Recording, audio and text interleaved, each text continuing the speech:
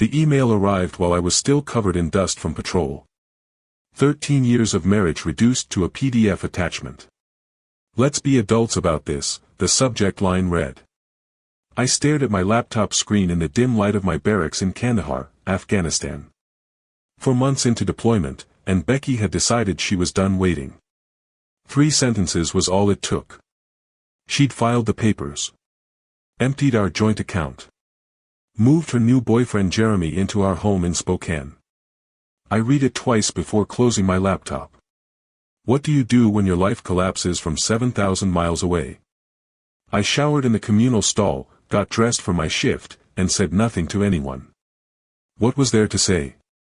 When I returned to my bunk that night, I typed a single word reply, understood. No arguments. No begging. No threats. That's not who I am. Never has been. My bunkmate Wilson glanced up from his book. You good, man? Yeah, I lied. Just some stuff back home. He nodded and went back to reading. Military guys know when to leave things alone. The truth? I wasn't surprised. The signs had been there for months before deployment. Becky staying late at the dental office where she answered phones. New gym membership she barely used. New clothes. New friends I never met. New passwords on her phone. Some men would have confronted her, started checking messages, following her around. That's not me. But I wasn't blind either. So I'd made quiet preparations. Nothing dramatic, just precautions. I'd secured important documents in a storage unit across town. Birth certificate. Marriage license. House deed with only my name on it thanks to the VA loan. Military benefits paperwork. I'd moved my grandfather's watch and my mom's old silver to the same unit. Things that mattered. I'd also opened a separate account at a different bank and started diverting part of my pay there.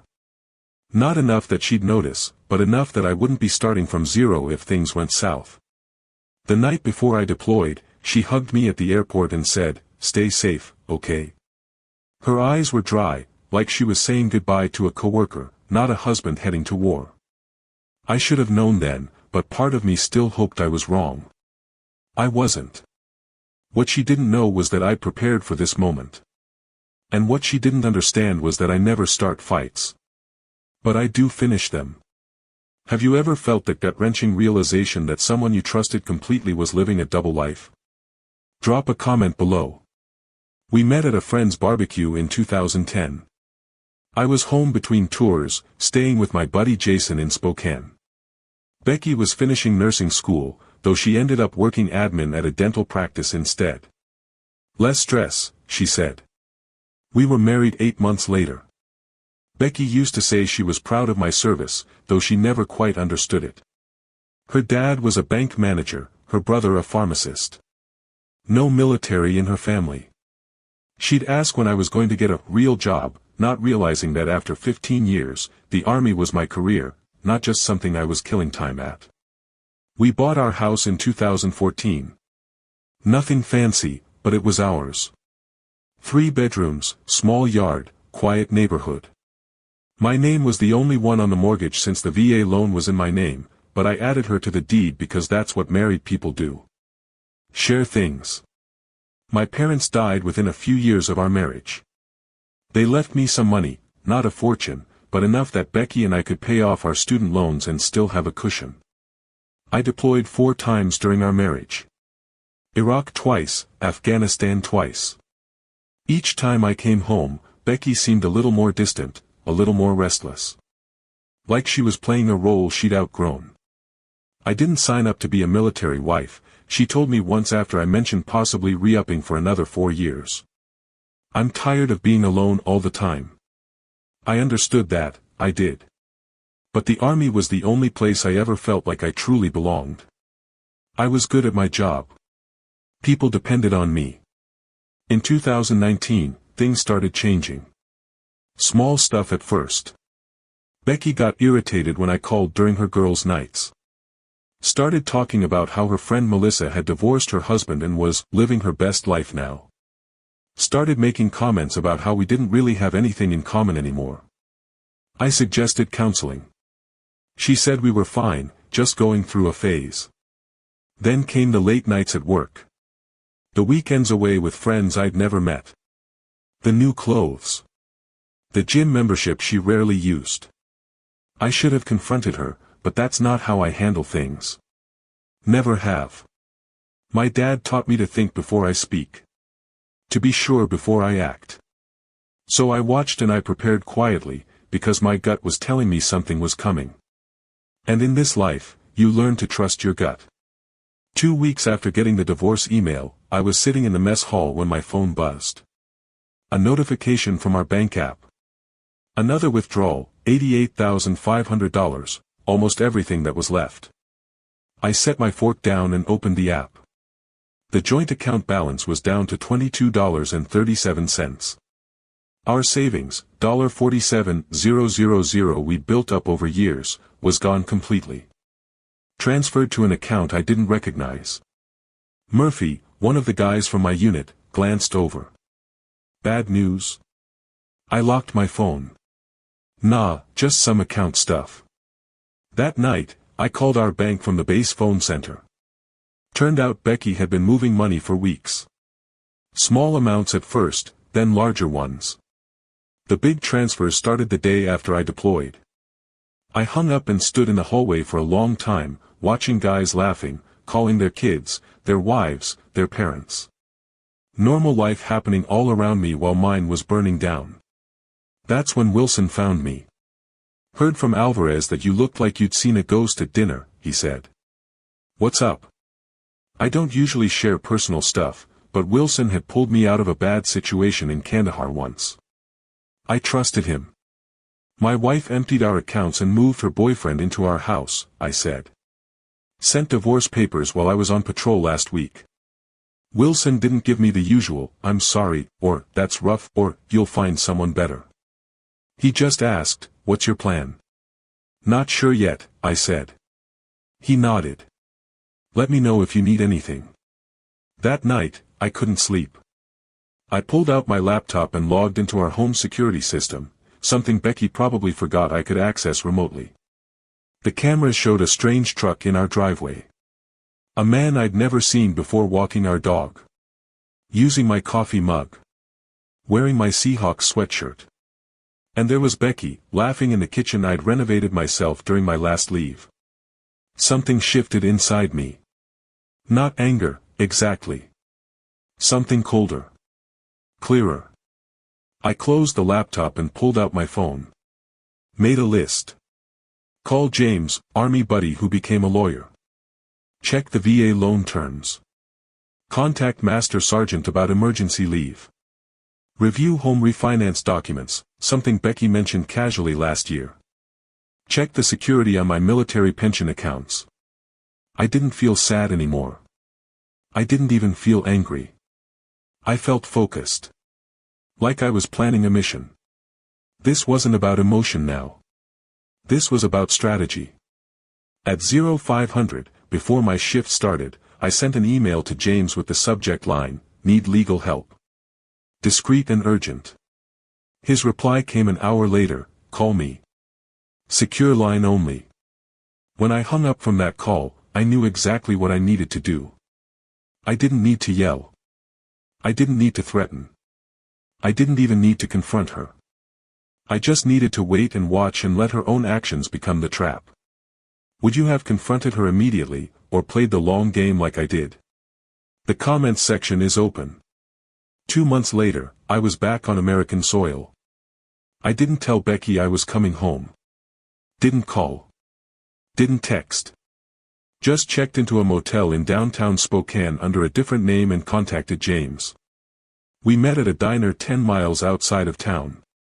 You look like hell, he said, sliding into the booth. Feel like it too, I replied. James handed me a folder. Everything we discussed.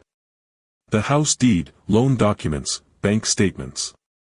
And this. He pulled out a separate paper. Found something interesting when I was digging into your finances. It was a refinance application with my signature on it. Except it wasn't my signature. Not quite. Someone had tried to copy it but missed details. The middle initial was wrong, and the stroke pattern wasn't mine. Becky did this? I asked, though I already knew the answer. James nodded. 3 months ago. Used the equity to pull out $330,000. Your signature is required for that since the VA loan is in your name only. Forge my signature, take out a loan against our house, then clear out our accounts and divorce me, I said. Busy woman. It gets better, James said. She listed her boyfriend as a co-applicant. Guy's got a record. 2 DUIs and a fraud charge from 2019. I took a deep breath. What are my options? Several, James said. But first, you need to decide what you want. I thought about it. I want what's legally mine. And I want her to understand consequences. James smiled. Then here's what we do. The next day, I drove past our house. Her boyfriend's truck was gone, but Becky's car was in the driveway. I parked down the street and watched for a while. Thought about knocking on the door, confronting her. But that wasn't the plan. Instead, I drove to the bank. Met with the loan officer who had processed the refinance. Showed him my military ID. Showed him the real signature on my driver's license. Showed him the forged documents. His face went pale. I'll need to report this immediately. I understand, I said. I've already filed a police report. That night, I got a text from Becky. Who have you been talking to at the bank? Jeremy said someone was asking questions. I didn't respond. The next day, I went to the county clerk's office. Filed paperwork contesting the refinance due to fraud. Registered formal notice that no changes to the property could be made without my presence. 2 days later, Becky called. I let it go to voicemail. Nathan, we need to talk. The bank called about the house. What are you doing? If this is about the divorce, we can discuss it like adults. Like adults. The same words from her email. I still didn't respond. James called that afternoon. They froze the refinance money. And there's more. Your wife's boyfriend has been driving your truck, right? The one in your name. Yeah. He got pulled over this morning. Driving on a suspended license from those DUIs. They impounded the vehicle. Good, I said. He also had some interesting things in the truck. Prescription pads from the dental office where Becky works. They weren't blank. I closed my eyes. She's been stealing prescription pads. Looks that way. The police are investigating. I hung up and sat on the edge of the motel bed. This was getting bigger than I'd expected. Part of me wanted to call Becky. Warn her. Old habits. But then I remembered the security camera footage. My house. My dog. My life. Given away like it meant nothing. No. This was the path now. I couldn't turn back. And honestly, I didn't want to. I met with the bank fraud investigator the next morning. Name was Thompson. Short guy with tired eyes and a coffee stain on his tie. This happens more often than you'd think, he said, spreading documents across his desk. Spouse deploys, other spouse sees an opportunity. What happens now? I asked. We've frozen the funds from the fraudulent refinance, but there's a problem. Some of the money's already gone. How much? About half. $164,600. I leaned forward. Where did it go? Thompson hesitated. I'm not supposed to share that information. It's my house. My name forged. My money stolen. He nodded slowly, then turned his computer screen toward me. These are the transfers out of the refinance account. I scanned the list. Multiple transfers to someone named Daniel Spencer. Not Jeremy. Someone else I'd never heard of. Who's Daniel Spencer? I asked. Thompson shrugged. Not my department. But you should ask your lawyer to subpoena these records. I called James as soon as I left the bank. Daniel Spencer, he repeated. Let me run a check. An hour later, he called back. Got it. Daniel Spencer is a real estate agent. Specializes in quick sales, cash deals. She was planning to sell our house. I said, the realization hitting me like a physical blow. Looks that way. The deposits were probably earnest money to get him moving on a listing. But here's where it gets interesting. Spencer has done business with Jeremy Ryan before. Jeremy Ryan is. Is that your wife's boyfriend? Yes. They've closed 3 deals together in the past 2 years. I sat down on a park bench, trying to process this. So this wasn't just Becky leaving me for some guy. This was, what, a planned operation. Maybe, James said carefully. I did some digging into Jeremy Ryan. He has a pattern. Gets involved with women going through divorce or with deployed spouses. 3 cases I found so far. Each time, the woman's home gets sold well below market value to one of Spencer's clients. Ryan gets a cut. Then he moves on. And Becky? She knew about this. Hard to say. Maybe she's a victim too. Or maybe she's in on it. I rubbed my face. This wasn't just about Becky betraying me anymore. This was something bigger, something calculated. And other military families had been victims. What do we do? I asked. I've already contacted the FBI's Financial Crime Division, James said.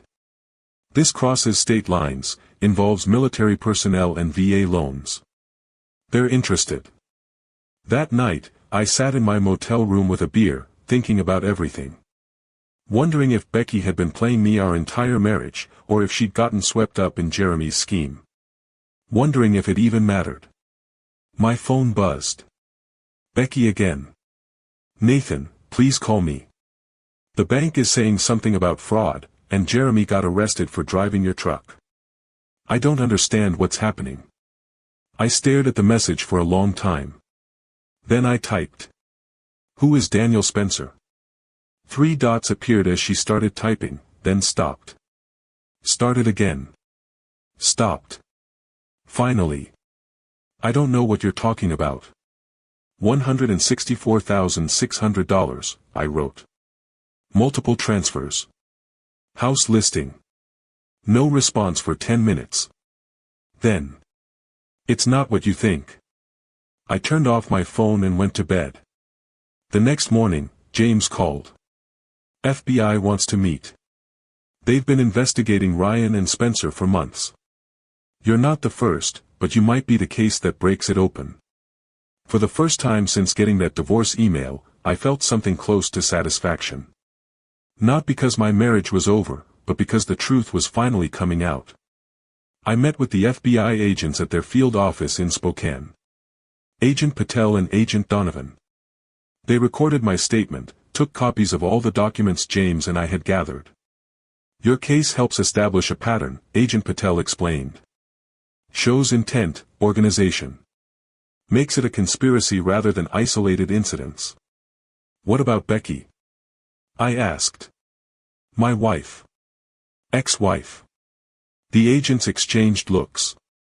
We're still determining her level of involvement, Donovan said carefully. Did she ever mention financial difficulties? Pressure to sell the house? I thought back. She kept saying we were house poor. That we should downsize. I didn't see the need.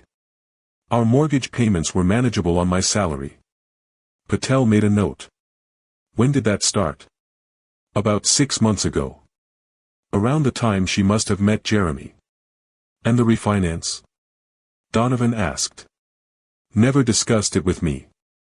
She forged my signature while I was deployed. They asked more questions, took more notes. When we finished, Patel handed me her card. We'll be in touch. In the meantime, don't confront your wife or Ryan.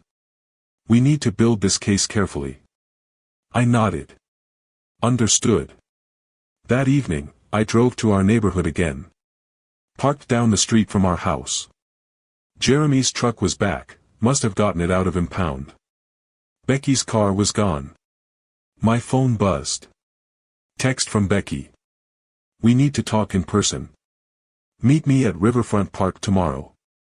I showed the text to James over breakfast the next day. Don't go, he advised. Nothing good can come from talking to her right now. I won't, I said. But I want to know what she's doing today while she thinks I'm meeting her. We drove to our house at 9:30 a.m. parked across the street. At 9:45, Becky came out, got in her car, and drove away, heading toward Riverfront Park. Now what? James asked. Now we wait, I said. 20 minutes later, a car pulled up. Real estate agent logo on the door. Daniel Spencer. Jeremy came out to greet him. They talked in the driveway, then went inside. Should we follow them? James asked. I shook my head. No need. I installed security cameras last year. Interior and exterior. They upload to cloud storage. James smiled. You didn't mention that before. Never came up, I said, pulling out my phone. I opened the security app and angled the screen so James could see. Spencer and Jeremy were in our living room. Spencer was taking photos. Jeremy was pointing at features of the house. I turned up the volume. Should list by the end of the week, Spencer was saying. I've got a buyer interested already. Cash offer, as usual. How much? Jeremy asked. $420. We list at $470, they offer $420, everybody's happy. What about the husband? Becky says he's causing trouble. Spencer waved dismissively. Military guys are all the same. They make noise, but they've got deployments, responsibilities. He'll take a settlement to make it go away. I turned to James. You getting this? He was already recording the feed on his phone. Every word. I forwarded the security feed access to Agent Patel with a short message, happening now. 30 minutes later, our house was surrounded by FBI vehicles. I watched from down the street as agents let Spencer and Jeremy out in handcuffs. My phone rang. Agent Patel. Got them on tape discussing the fraud scheme, she said. Plus conspiracy, wire fraud, and attempting to sell property under false pretenses. We're going to need a formal statement from you. Of course, I said. And, Mr. Briggs? Your wife just arrived at the scene. She's distressed. I looked down the street. Becky was standing on our lawn, hands over her mouth, watching as FBI agents carried boxes of documents from our house. What happens to her? I asked. That depends, Patel said. On what? On what she knew. And on what you want. I watched Becky for a long moment. 13 years of marriage. Good years at the beginning, before whatever this had become. I just want what's right, I said finally. The federal case moved quickly. Jeremy and Spencer both took plea deals, implicating each other and several other conspirators in what turned out to be a 3-state operation targeting military families. Becky maintained she knew nothing about the larger scheme. Said Jeremy had convinced her I was hiding money, planning to leave her with nothing. Said the refinance was his idea, she'd just gone along with it. Maybe that was true. Maybe it wasn't. Either way, she agreed to a settlement. Full restitution of the stolen funds. Forfeiture of any claim to the house or my military pension. A signed confession about the forgery. In exchange, I didn't press charges. The divorce was finalized 6 months after that email from Kandahar. No fault. Clean break. All things considered. On the day the last paperwork was signed, I got a call from Agent Patel. Jeremy Ryan was sentenced today. 8 years for fraud, conspiracy, and identity theft. Spencer got 12. Thought you'd want to know. Thank you, I said. There's something else, she added. We found evidence they've done this to 11 other military families. Your case helped us build the pattern. Those families might get their money back because of you. After we hung up, I sat on the porch of my rental apartment, watching the sunset. Thinking about those other families. Other men who deployed thinking their homes and marriages were safe, only to come back to emptiness. I hadn't planned on being the one to bring down Jeremy and Spencer's operation. I just wanted what was mine. But sometimes things work out in ways you don't expect. My phone buzzed. Text from Becky. I never meant for things to end this way. I didn't respond. There was nothing left to say. A year later, I sold the house. Couldn't stand to live in it anymore. Too many memories. Too much betrayal in those walls. I used the money to buy a small cabin outside of Missoula, Montana. 2 bedrooms. 10 acres of land. A creek running behind it. No neighbors for miles. I took early retirement from the army. 20 years was enough. I'd given enough. I got a dog, German Shepherd named Scout. Started doing carpentry work for locals. Nothing fancy, but it kept my hands busy and paid the bills. My military pension covered the rest. Sometimes I thought about Becky. Wondered where she ended up. James heard she'd moved back to her hometown in Oregon. Working at another dental office. Starting over, I guess. I didn't hate her anymore.